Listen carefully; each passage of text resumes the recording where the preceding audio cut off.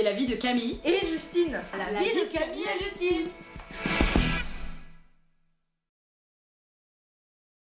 Il y a un nouveau réseau social qui est en train de voir le jour. Ce serait le premier réseau social télépathique du monde. BrainNet. C'est une équipe de chercheurs de l'université de Washington qui a mis au point ce nouveau réseau qui permet en fait de communiquer à partir d'aujourd'hui entre 3 cerveaux. Eh, je vais te raconter la blague que j'ai entendue hier. Vas-y.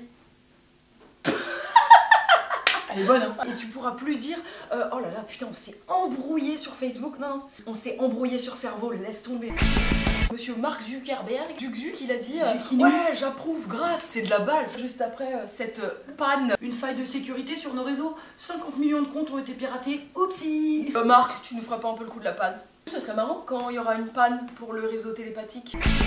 À l'occasion de la fameuse sortie du téléfilm sur Jacqueline Sauvage où c'est Muriel Robin qui incarne son rôle, elle a appelé tout le monde à manifester dans toute la France samedi contre les violences faites aux femmes. Parallèlement à ça, là c'est les 1 an du mouvement #MeToo, le fameux balance ton porc. En 2018, on a donc besoin encore d'aller faire des manifestations, de lancer un mouvement pour réveiller les consciences et dire aux gens peut-être arrêter de maltraiter les femmes. Du coup, on est là à tous devoir aller manifester pour dire ne battez pas les femmes. On s'en sort comment pour faire comprendre à la terre entière qu'on ne doit pas battre sa femme, c'est un être humain. Ne pas la harceler sexuellement, effectivement, ne pas la tripoter contre son gré, ne pas mettre ton zizi dans son cul si elle a pas envie. Bientôt on va faire une manifestation pour marcher, il faut mettre un pied devant l'autre, ne pas battre sa femme.